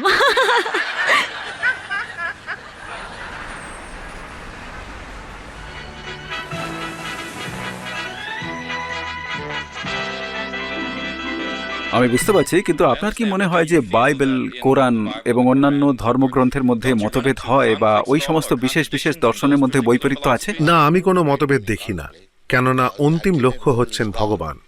সুতরাং তোমাকে ভগবানকে জানতে হবে এবং তাকে ভালোবাসার চেষ্টা করতে হবে। তাই তুমি যে কোনো ধর্মীয় পদ্ধতি অবলম্বন করতে পারো, যদি লক্ষ্যে পৌঁছানো যায় আর তা ভগবানকে জানা যায় এবং তাকে ভালোবাসার চেষ্টা করা যায়, তাহলেই তোমার জীবন পূর্ণ হবে। যখন প্রভুপাদের কাছে কিছু ভুল বলে মনে হতো, কিছু বিভ্রান্তিকর বলে মনে হতো, ঠিক তখন তিনি সেই সম্বন্ধে অত্যন্ত স্পষ্টভাবে ব্যক্ত করতেন। তোমায় কেন জন্মগ্রহণ করতে হবে, কেন মৃত্যুবরণ করতে হবে, কেন রোগগ্রস্ত হতে হবে, তোমায় কেন বৃদ্ধ হতে হবে, এগুলি হচ্ছে সমস্যা। এগুলি সমস্যা এবং এই সমস্যাগুলির সমাধান করা মানব জীবনেই সম্ভব। তিনি ছিলেন নির্ভীক এবং তিনি ছিলেন স্পষ্ট বক্তা। কয়েক বছর ধরে তিনি বলছিলেন আমি কমিউনিস্ট দেশগুলিতে যেতে চাই। প্রত্যেকেই বলেছিল ওহ না, সেটা সম্ভব নয়, আপনি সেখানে যেতেই পারবেন না। কিউবায় সম্প্রতি আমাদের মিসাইল ক্ষেপণাস্ত্র সংক্রান্ত সমস্যা হয়েছিল। 1971 সালের রাশিয়া যাওয়ার জন্য আমেরিকানদের ভিসা দেওয়ার কথা শোনাই যেত না। আমার জানা নেই কেমন করে এটা সম্ভব হলো।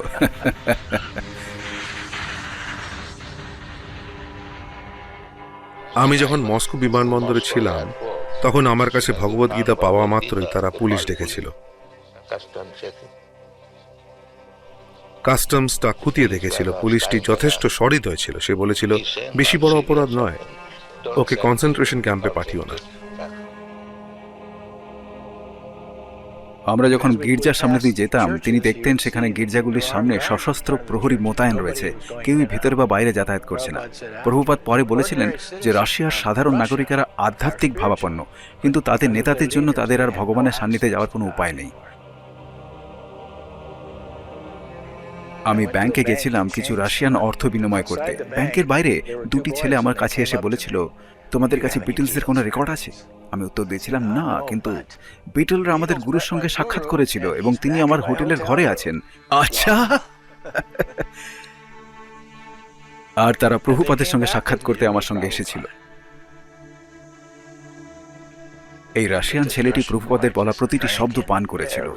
সে তখনই অত্যন্ত যুক্তিপূর্ণ এবং গুরুত্বপূর্ণ প্রশ্নগুলি করেছিল। ভগবান কে? আমি কে? এবং আমি এখানে কেন এসেছি? প্রকৃত কার্যকলাপ কি? আর প্রভুপাদ বিশদভাবে সেই সমস্ত প্রশ্নের ব্যাখ্যা করেছিলেন। তিনি সম্পূর্ণভাবে তার প্রত্যয় উৎপাদন করেছিলেন সংশয়াতীতভাবে, যে সেই উদ্দেশ্য সাধনে সম্পূর্ণভাবে আত্মনিয়োগ করবে এবং তা সব থেকে বড় ঝুঁকির বিনিময়েও। ধর্মীয় গ্রন্থাবলী সম্পূর্ণভাবে নিষিদ্ধ ছিল এবং কাউকে যদি সত্যি ধর্মীয় গ্রন্থ প্রকাশনে নিয়োজিত দেখা যেত তাহলে তাকে মেরে ফেলা হতো। আমি আমার ভগবদ্গীতাটি তাকে দিয়েছিলাম এবং তার থেকে কপি করে সে তার অনুবাদ করেছিল এবং কমিউনিস্ট যুগেও রাশিয়ার সর্বত্র তা বিতরণ করেছিল। কিছু গ্রন্থ অবৈধভাবে সে দেশে নিয়ে যাওয়া হয়েছিল। ভক্তরা সেগুলির ফটোকপি করত। আমি একটি ফ্ল্যাটে গিয়ে দেখেছিলাম কেমন করে ভক্তরা প্রতিটি পৃষ্ঠার ফটোকপিগুলি একত্রে সেলাই করে গ্রন্থাগারে বিতরণ করার জন্য বাইরে নিয়ে যাচ্ছে। আর সেই ছোট একটা বীজ থেকে হাজার হাজার কৃষ্ণ ভক্তের উদয় হয়েছে।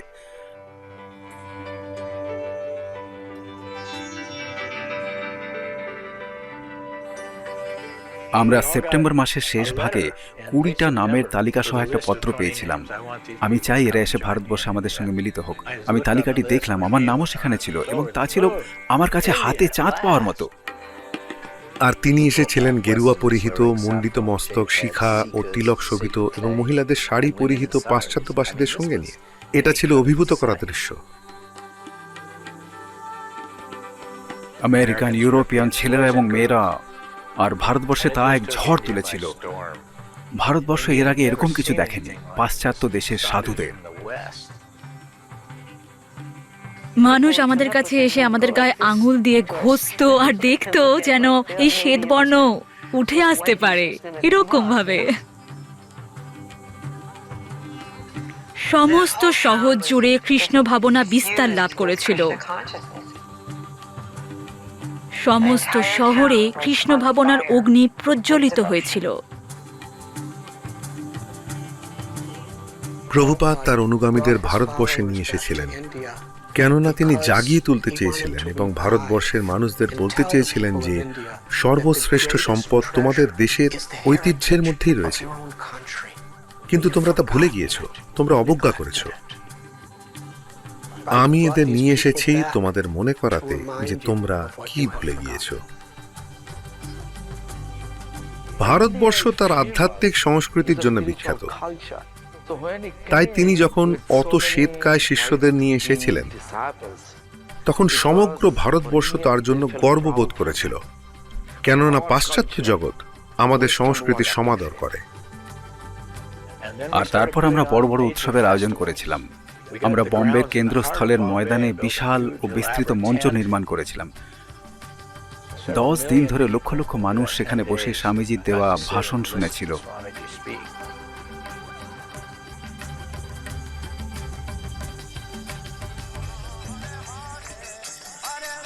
ভারতবর্ষের জগন্নাথ পুরী থেকে লন্ডনের প্রাণ কেন্দ্রে এই রথযাত্রা মহোৎসব আগমন করেছে। সেখানে 2000 বছরের প্রাচীন উৎসবে প্রতি বছর লক্ষ লক্ষ দর্শনার্থীর সমাগম হয়ে থাকে। এখানকার মার্বেল আর্কে উপাসকের সংখ্যা হয়তো কম, কিন্তু কৃষ্ণ ভাবনার মাধ্যমে তাদের চিরন্তন আনন্দের সুখ আস্বাদন করার জন্য তাদের ভক্তি কোনো অংশে কম নয়। রথযাত্রা উৎসব একটি প্রাচীন ভারতীয় ঐতিহ্য যা প্রভুপাদ পাশ্চাত্য জগতের কাছে উপস্থাপিত করেছিলেন। বিগ্রহগণ সারা বছর মন্দিরের ভেতরে অবস্থান করেন, আর এই দিনটিতে তারা বেরিয়ে আসেন যাতে প্রত্যেকেই তাদের দর্শন লাভ করতে পারে। সাধারণ মানুষদের দেখে মনে হলো যে তারাও সেই ব্যবস্থাপনায় সাড়া দিচ্ছে।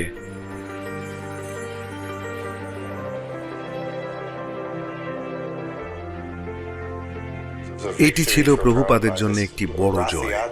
এই রথযাত্রা উৎসব লন্ডনের মুখ্য রাজপথ দিয়ে ট্রাফালগার স্কোয়ারে যাচ্ছে, আর তিনি পুরো শোভাযাত্রায় নৃত্য করছিলেন এবং হেঁটেছিলেন। এটি ছিল লন্ডন জয় করার মতো। তিনি ব্রিটিশদের জয় করেছিলেন। যখন তিনি যুবক ছিলেন, যখন তিনি প্রথম তার গুরুদেবদের সাক্ষাৎ লাভ করেছিলেন, তিনি গান্ধীর আন্দোলনের সঙ্গে যুক্ত ছিলেন। তিনি ঠিক ব্রিটিশদের শাসনাধীন ছিলেন না, এখানে এসে ব্রিটেনকে করায়ত্ত করলেন। ঠিক তাই।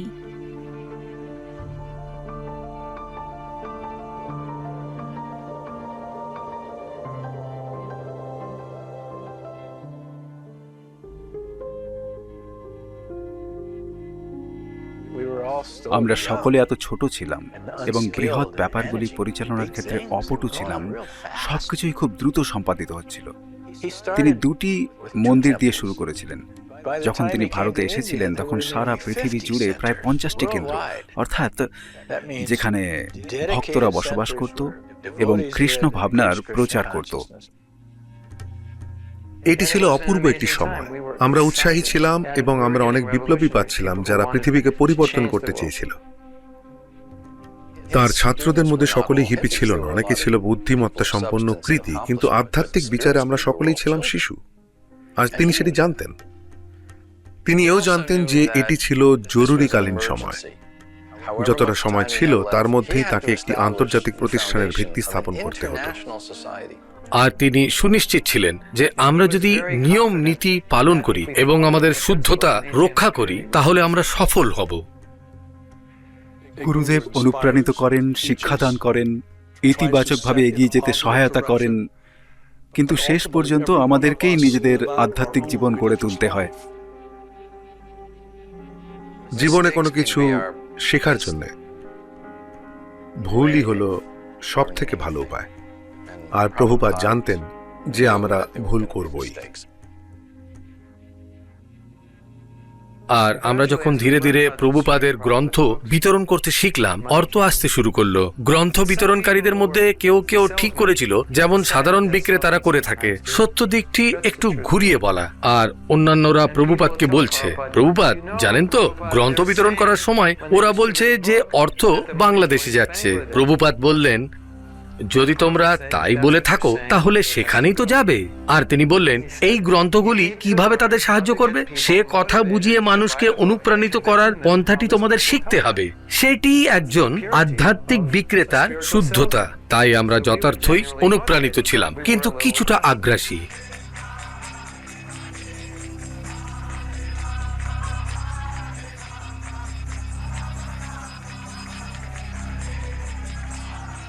অনেকেই হরে কৃষ্ণ সম্প্রদায়ের সদস্যদের তাদের কার্যকলাপের পরিপ্রেক্ষিতে ক্রোধ উৎপাদনকারী বলে বিবেচনা করে থাকে। তাদের বিপজ্জনক, ধর্মীয়, গোঁড়ামি সম্পন্ন এবং সংকীর্ণ মতবাদে বিশ্বাসী দলগুলির সঙ্গে এক বলা হয়। তারা ধর্মীয় জগতের মাফিয়া। প্রকৃতপক্ষে আমেরিকায় অপরাধে লিপ্ত দলগুলির সঙ্গে তাদের একটা যোগাযোগ রয়েছে। এটি একটি মারাত্মক অভিযোগ। ঠিকই বলছি। মানে আপনি বলছেন যে অপরাধে লিপ্ত হওয়াটা হরে কৃষ্ণদের একটি যৌথ কার্যকলাপ? হ্যাঁ, পণ্ডিত সমাজ এটিকে বলতো এনআরএমস। মানে নতুন ধর্মীয় ধারা। যে কাহিনী আপনারা দেখতে চলেছেন তা হচ্ছে পিতামাতার দুঃস্বপ্ন, একটি হারিয়ে যাওয়া কন্যার পরিবারের কাহিনী। যখন তারা তাকে খুঁজে পেল, দেখলো সে একটি সংকীর্ণ মতবাদী দলের সঙ্গে যুক্ত হয়েছে। হাজার হাজার তরুণ তরুণী তাদের পূর্ববর্তী ধর্ম পরিত্যাগ করে এনআরএমস এ যোগদান করেছিল। পিতামাতা ও ধর্মীয় নেতাদের মধ্যে প্রবল ক্রোধের সঞ্চার হয়েছিল। শেরিল জিমেরের বয়স 18 বছর। সে বিশ্ববিদ্যালয়ে পড়ছিল এবং ট্রেজারিতে কাজ করছিল, কিন্তু কয়েক মাস আগে একটা ধর্মীয় সংস্থায় যোগদান করার জন্য সে দুটি পরিত্যাগ করে। আজ তার আধ্যাত্মিক গুরুর কাছে দীক্ষা গ্রহণ করার পর সে বলছে যে সে যথার্থ সুখের সন্ধান পেয়েছে, কিন্তু তার মা ও মাসি সে বিষয়ে নিশ্চিত নয়। এটি করার জন্য সে বিশ্ববিদ্যালয় ত্যাগ করেছে, সবকিছু ত্যাগ করেছে, সে কাজ করছে না, আর এর কোনো ভবিষ্যৎ আমি দেখতে পাচ্ছি না। 10 বছর পর কি হবে? তোমার মা চিন্তিত, কেননা বাস্তবে কি তুমি যা কিছু বলছো তা বহুলাংশে মগজ ধোলাইয়েরই ফল। তিনি দুশ্চিন্তাগ্রস্ত। তার দুশ্চিন্তার জন্য আমি উদ্বিগ্ন, কিন্তু এটা দরকার নেই। এই পিতামাতারা আতঙ্কিত হয়ে উঠেছিল। তারা প্রকৃতপক্ষে বলপূর্বক মানুষকে অপহরণ করছিল। আপনি হয়তো রাস্তায় হেঁটে যাচ্ছেন আর ওরা এসে জোর করে তুলে আপনাকে একটা গাড়িতে ঢুকিয়ে দিল। তারা বলতো, তোমার পিতামাতা আমাদের পেছনের গাড়িতেই আছেন, তোমাদের সঙ্গে একটু কথা বলতে চাই। তারপর তারা একটি হোটেলে নিয়ে গিয়ে রাখতো। পিতামাতারা লোক ভাড়া করে আমাদের অপহরণ করছিল এবং আমাদের মন পরিবর্তন করার চেষ্টা করছিল। এইভাবে মন পরিবর্তন করার জন্য একটা বিরাট উদ্যোগ শুরু হয়েছিল। আপনার মতে এই দলগুলোর মনকে প্রভাবিত করার জন্য বিশেষ কৌশল রয়েছে যা আপনার কাছে বিপজ্জনক বলে মনে হয়? হ্যাঁ, হরে কৃষ্ণ এদের মধ্যে অন্যতম প্রধান। তারা একই কৌশল অবলম্বন করে। এটা গায় না জিম জোনসের থেকে আলাদা কিছু নয়, এটা হিটলারের থেকে আলাদা কিছু নয়। আসলে বৈরী ভাবাপন্ন দলগুলি এই তত্ত্বকে তুলে ধরেছিল যে যারা এই সমস্ত সংস্থায় যোগদান করেছে তারা সম্ভবত কেউ স্বেচ্ছায় করেনি। তারা অবশ্যই কৌশলের শিকার, অর্থাৎ তাদের মগজ ধোলাই করা হয়েছিল। অবশ্যই প্রভুপাদ বহুবার স্বীকার করেছেন, হ্যাঁ, আমরা মগজ ধোলাই করছি, মগজ খুব নোংরা হয়েছে এবং আমরা তা পরিষ্কার করছি। এটি ছিল একটি মামলা জনসাধারণ বনাম মার্ফি। নিউ ইয়র্ক সিটির সুপ্রিম কোর্টের 2 জন ভক্তদের বিরুদ্ধে গুরুতর ফৌজদারি মামলা দায়ের করা হয়েছিল। এটি ছিল আমাদের সর্বস্ব ভগবদ্গীতার মৌলিক নীতির বিরুদ্ধে আক্রমণ, মানুষের মৌলিক নীতির ওপর আক্রমণ। কারণ ভগবদ্গীতা হচ্ছে মনকে প্রভাবিত করার একটি উল্লেখযোগ্য হাতিয়ার। প্রভুপাদ বলেছিলেন, আমাদের সপক্ষে বলার মতো বক্তব্য সমূহ হচ্ছে সমগ্র Shrimad Bhagavad Gita, Bhagavad Gita, nectar of devotion, nectar of instruction আদি গ্রন্থাবলী। তিনি বলেছিলেন, তোমরা আমাদের সমস্ত গ্রন্থাবলী উপস্থাপনা করো। মামলা বছরের পর বছর চলল। তিনি যতই আক্রান্ত হচ্ছিলেন তত বেশি করে তিনি শক্তি অর্জন করছিলেন। তিনি ছিলেন একজন যোদ্ধা। প্রভুপাদ ভালো যুদ্ধ পছন্দ করতেন। 6 মাস পর পরিশেষে নিউ ইয়র্ক সুপ্রিম কোর্টের বিচারক লিহি বলেছিলেন, তাদের এই উদ্যোগ ভারতবর্ষের হাজার হাজার বছরের সুপ্রাচীন প্রকৃত এক ধর্মের ওপর প্রতিষ্ঠিত।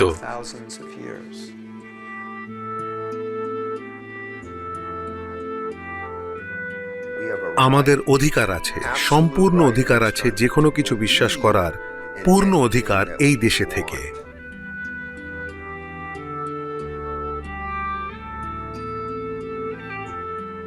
এটি সব সময় একটি গুরুত্বপূর্ণ বিষয় বলে বিবেচিত হয়েছে। আইনের প্রতিটি ধারায় এর উল্লেখ করা হয়েছে। ধর্মীয় বিরুদ্ধাচরণের ইতিহাসের প্রতিটি পর্বে তার উল্লেখ রয়েছে, সর্বত্র এর উল্লেখ রয়েছে। নিউ ইয়র্ক শহর, 5th অ্যাভিনিউ, 1976। আর অবশ্যই সেটি ছিল প্রভুপাদের জন্য একটি বিরাট জয়।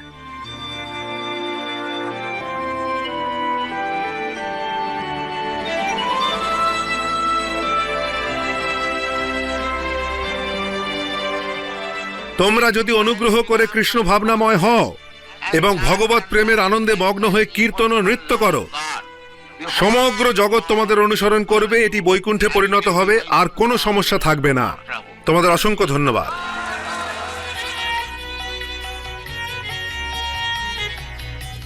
প্রভুপাদ বিশ্বাস করতেন যে কৃষ্ণ প্রেম যে কোনো বাধা বিপত্তিকে অতিক্রম করতে পারে। ভগবানের ভালোবাসা আর সবকিছুর থেকে অধিক শক্তিশালী এবং তা প্রবল স্রোতের বেগে সবকিছুকে প্লাবিত করবে, সেটিই সিদ্ধান্ত।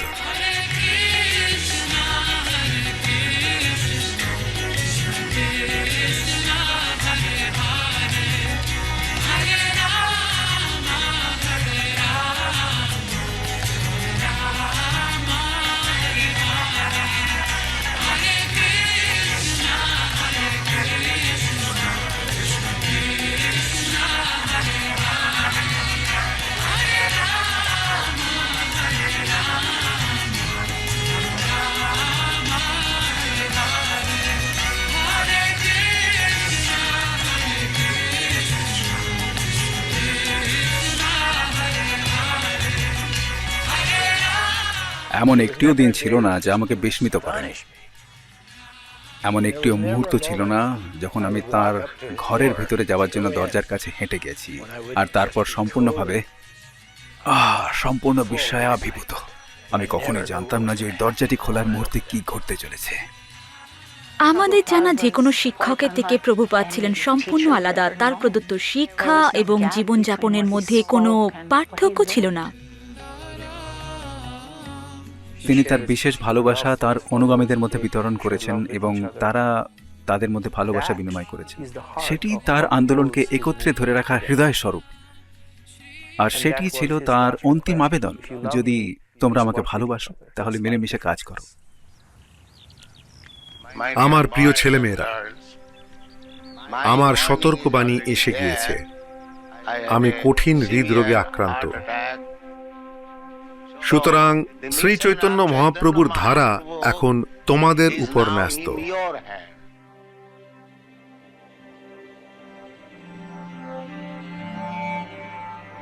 আমি এখানে বসে আছি বটে, কিন্তু আমার হৃদয় সবসময় দিব্যভূমি বৃন্দাবনের জন্য উৎকণ্ঠিত।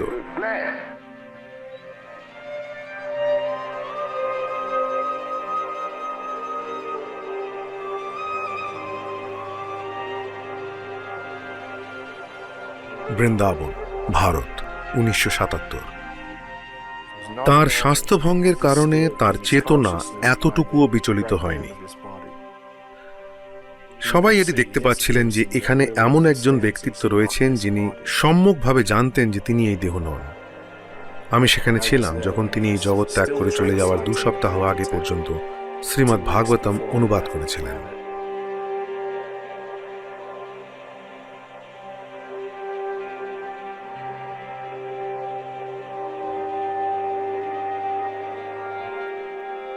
আমাদের নিত্য জীবন আছে এবং আমাদের এই নিত্য জীবনে আমাদের রয়েছে অবাধ স্বাধীনতা আর রয়েছে অপরিসীম শক্তি।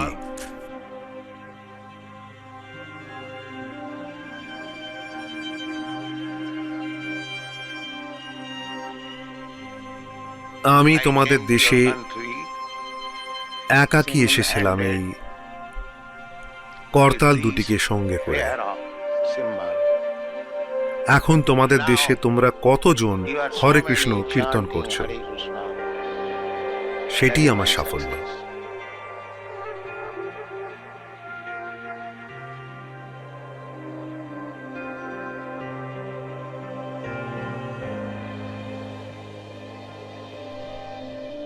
শ্রীকৃষ্ণের পরম ইচ্ছাতেই সবকিছু ক্রিয়াশীল হচ্ছে, গতিশীল হচ্ছে।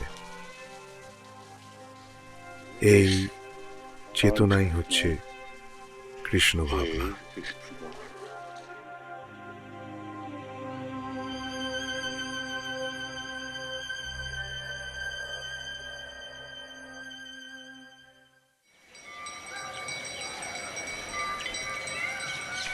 শ্রীল অভয় চরণাবিন্দ এসি ভক্তিবেদান্ত স্বামী প্রভুপাদ 1977 সালের 14 নভেম্বর অপ্রকট হন।